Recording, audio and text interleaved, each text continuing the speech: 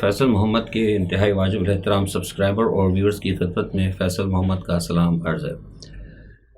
Viewers, آج جو سب سے بڑی اہم خبر ہے پاکستان میں، وہ سپریم کورٹ کی جانب سے ریویو اینڈ ججمنٹ بل پر جو ایک فیصلہ محفوظ کیا گیا تھا، وہ آج سپریم کورٹ نے سنا دیا ہے۔ اور سپریم کورٹ نے جو تفصیلی فیصلہ دیا ہے 2023 کا جو فیصلہ تھا، جو انہوں نے پارلیمنٹ نے کیا تھا، اس کو انہوں نے کالعدم قرار دیا ہے۔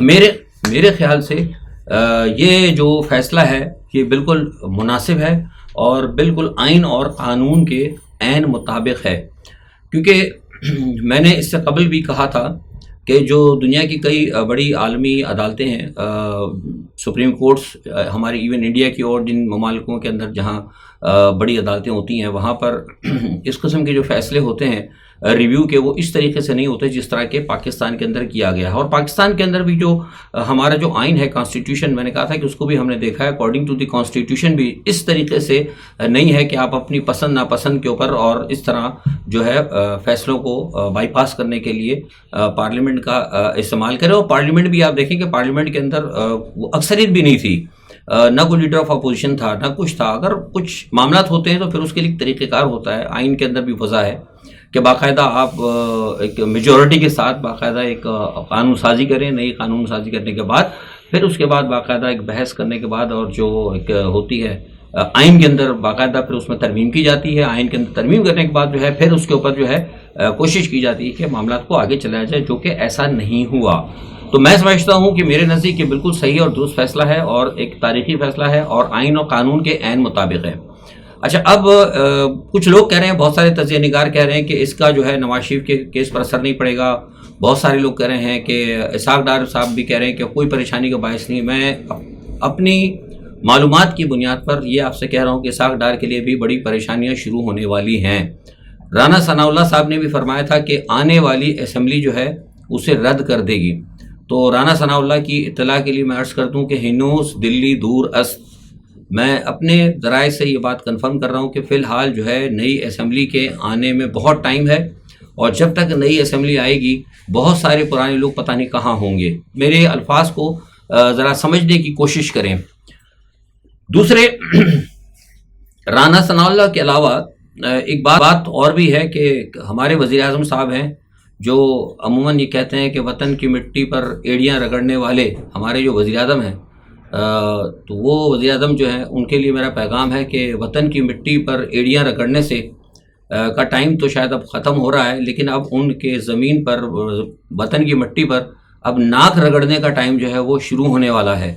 تو یہ میں نے اپنے الفاظ میں خبردار کر دیا ہے اور آپ کو بہت بڑی خبر بھی دے دی ہے کہ جو لوگ کسی دھوکے میں نہ رہیں کہ بہت کچھ ہونے والا ہے، بہت کچھ ہوگا، اور جو کچھ ہوگا وہ پھر شاید میں نے جیسے کل کے ویلاگ میں کہا تھا کہ خوش فہمی میں نہ رہیں وہ لوگ کہ عمران کو دیوار سے لگا کر یا عمران کو سیاست سے ہٹا کر وہ سمجھ رہے ہیں کہ ہم نے عمران کو ہٹا دیا اور اب ہم بچ جائیں گے اور ہم اکیلے کھیلیں گے میدان میں، تو ایسا بالکل نہیں ہونے جا رہا۔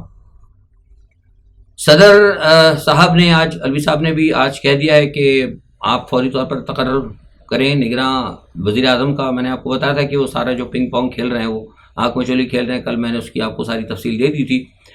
تو بہرحال صدر صاحب نے بھی اپنا ایک آئینی طور پر حکم دیا ہے کہ بھئی اس کو کریں جلدی، فوری طور پر جو اس کا ٹائم ہے، ٹائم فریم ہے، اس ٹائم فریم کے اندر آپ یہ کام کریں۔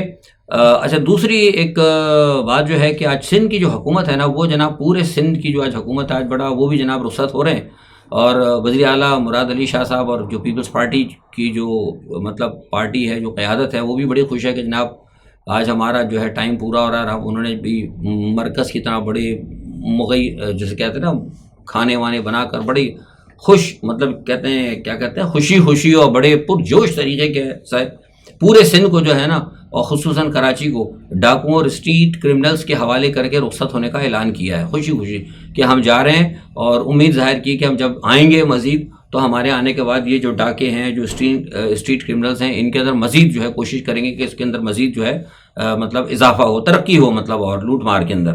بہرحال یہ ان کی ایک خواہش تھی، پتہ نہیں اب وہ پوری ہوتی کہ نہیں ہوتی ہے، مستقبل کا حال تو اللہ کو پتہ ہے۔ اچھا، اس کے علاوہ ایک جو ہے دوسری خبر یہ ہے کہ عمران خان صاحب کا جو موبائل فون ہے نا وہ فرانسک ٹیسٹ کے لیے بھجوا دیا گیا ہے. اس موبائل فون میں سے کچھ مبینہ چیزیں، ذرا میرے الفاظ پہ غور کیجئے گا، کچھ مبینہ چیزیں جو ہے نا، مبینہ ریکارڈ بھی نکالا جا سکتا ہے. تو اس کے لیے بھی لوگ ذرا تیار رہیں، امید ہے اس بات کی. اچھا، اسی کے ساتھ ساتھ عمران خان کے موبائل کے بعد ایک جو نیا آج ایک نئی جو سب سے بڑی خبر جو اس وقت گردش کر رہی ہے وہ یہ ہے کہ جناب بشرا بیگم کی ڈائری جو ہے برآمد ہوئی ہے. اس ڈائری کے اندر کہا گیا ہے کہ جناب عدلیہ اور فوج پر دباؤ بڑھانا ہے اور جا کر کہاں کیا کرنا ہے، کیسے کرنا ہے. دیکھیے، اب بہت سارے لوگوں نے مجھ سے پوچھا تھا، میں نے بھی ٹویٹ بھی کیا ہے، کچھ لوگوں نے مجھ سے معلومات بھی کی تھی. تو بہرحال میں نے اس پہ ان کو یہ کہا ہے کہ بھئی دیکھیے، اس ڈائری کی حقائق کے بارے میں تو مجھے نہیں پتا، اور جس چیز کے بارے میں پتہ نہیں میں اس پہ تبصرہ کرتا بھی نہیں، کیوں بیکار ہے، فائدہ نہیں ہوتا. غلط بات ہوتی ہے کہ آپ کو جس چیز کا پتہ ہی نہیں کہ سچی ہے کہ نہیں ہے، گاڈ نوز بیٹر. اور مجھے ایمانداری کی بات ہے، مجھے پتہ بھی نہیں تھا کہ بشرا بیگم آیا ڈائری لکھتی ہیں کہ نہیں لکھتی ہیں. جو انتہائی قریبی، جو ان کے قریبی، جو ہمارے ذرائع ہیں، آپ کو پتہ ہے میں اپنے ذرائع کبھی ظاہر نہیں کرتا، انہوں نے بھی کبھی مجھے ایسی بات نہیں بتائی.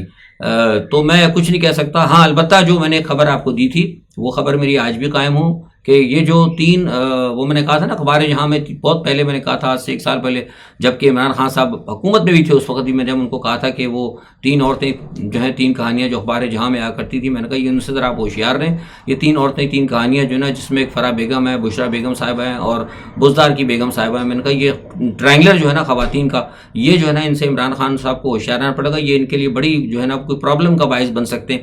بہرحال اب ٹھیک ہے، ہمارا تو مشورہ ہے دینا، اور ہم کسی کے معاملات میں ظاہر دخل بھی نہیں دے سکتے.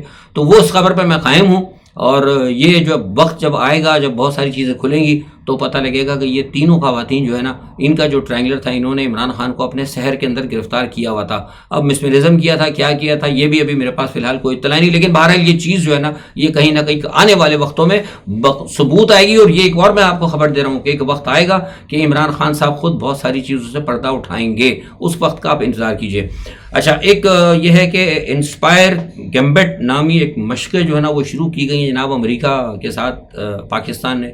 چلے وہ مشقیں تو خیر اچھی بات ہے، کرنی چاہیے. اب دیکھیں کہ یہ یعنی نتیجہ جو ہوتا ہے، یہ تو فوجی مشقوں کا آپ کو پتہ ہے، یہ جسے کہتے ہیں نا گڈی تعلقات پر ہوتے ہیں، تو گڈی تعلقات تو ہوں گے. پھر آپ کو پتہ ہے کہ سائفر کا بھی معاملہ آ گیا ہے. سائفر کے بارے میں کل آپ کو بتا چکا ہوں کہ جو لوگ خوش نہ ہوں، اور امریکہ بھی اس وقت خوش ہے کہ جو چاہ رہا تھا کہ جس کو وہ مغرب چاہتا تھا کہ یہ اس کو ہم ایلیمینیٹ کریں، ان کے لیے بہانہ مل گیا. پہلے ان کو کھڑا کروایا گیا، بعد میں ان سے انکار کروایا گیا، انکار کے بعد اقرار کروایا گیا، اور ساری سازشیں کامیاب ہوئیں. اور اس کے بعد جیسے میں نے کل کہا تھا کہ وہ عمران خان سے کہلوا دی ہے کہ جناب وہ سائفر کھو گیا. اب کھو گیا ہے تو کھویا والی، اب وہ یہی کہیں گے کہ جناب کھویا ہوا سائفر ہے.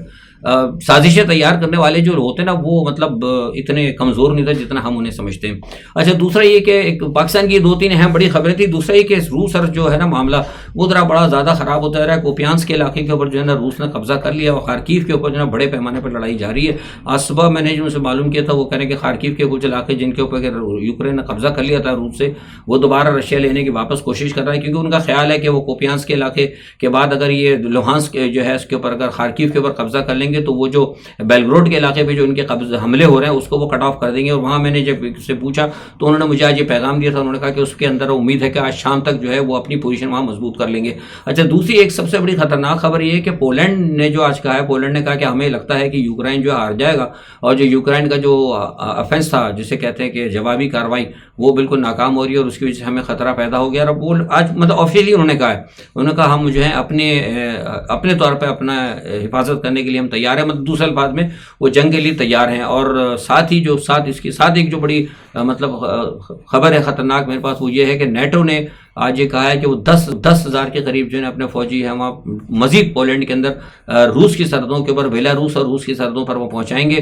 اور اس کا مطلب یہ ہے کہ پھر نیٹو بھی بھرپور تیاری کر رہا ہے. اور میں بتا چکا ہوں کہ رشیا نے آلریڈی تیاری کرنی شروع کر دی ہے، اور رشیا کا جو ہے پہلا حملہ یا تو پولینڈ کے اوپر ہوگا، اور جوابی کارروائیاں جتنی بھی رشیا کی خطرناک ہوں گی وہ سی سائڈ سے ہوں گی. اور وہ بلیک سی سے ہوتی ہیں، کہاں ہوتی ہیں وہ تو بہرحال میں آپ کو اشارہ کر چکا ہوں. لیکن ظاہر سی بات ہے، اور بہت سارے جو ان کے سیکرٹس ہیں وہ تو کوئی بھی دفاعی ایکسپرٹ بھی نہیں بتائیں گے، ایک تھوڑا سا آئیڈیا ہی ہوتا ہے. لیکن یہ ہے کہ اس وقت نیٹو اور رشیا دونوں لڑنے کے لیے تیار ہیں، اور امریکہ کو بھی شاید غالباً اس چیز کا ادراک ہو چکا ہے، کیونکہ ظاہر چڑھانے والے تو امریکہ بہادر ہی تھے. تو اب بائیڈن صاحب نے تقریباً $200 بلین کے لیے مزید کانگریس سے کوشش کی ہے. وہ کوشش کرنے جا رہے ہیں کہ $200 بلین جو ہے مزید مطلب مل جائیں تاکہ ان کو دیا جائے.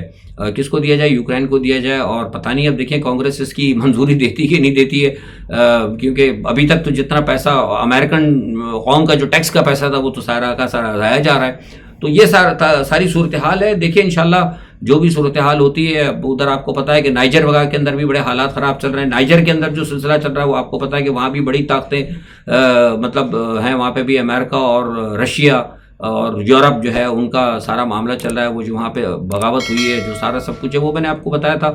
اور آپ دیکھ بھی سکتے ہوں گے کہ وہ ساری کی ساری بڑی طاقتوں کی اپنی جو ہے قبضے کی جنگ ہے. تو یہی میں بات کہہ رہا تھا کہ یہ جو بڑی طاقتیں جب ان کے قبضے کی جنگ یا ان کے جب مفادات کی جنگ شروع ہوتی ہے نا تو پھر جو ہے نا ریاستیں تباہ ہو جاتی ہیں. تو اسی چیز کے لیے ہم بار بار کہہ رہے تھے کہ پاکستان کو کم از کم آپ فی الحال جو یہ تختہ مشق بنا ہوا نا اس سے بچانے کی آپ کوشش کریں. یہ ہماری ذمہ داری ہے ہمارے اداروں کی، اور ساتھ میں ہمارے دوسرے جو بھی کرتا دھرتا ہیں. لیکن مجھے لگتا ہے کہ شاید پتہ نہیں ابھی ان کے کچھ اور پلانس ہیں. کیا پلان ہیں کہ آنے والے دنوں میں انشاءاللہ اس کے اوپر بھی روشنی ڈالیں گے. آج کے لیے اتنا ہی. اپنا بہت خیال رکھیے گا. اللہ حافظ.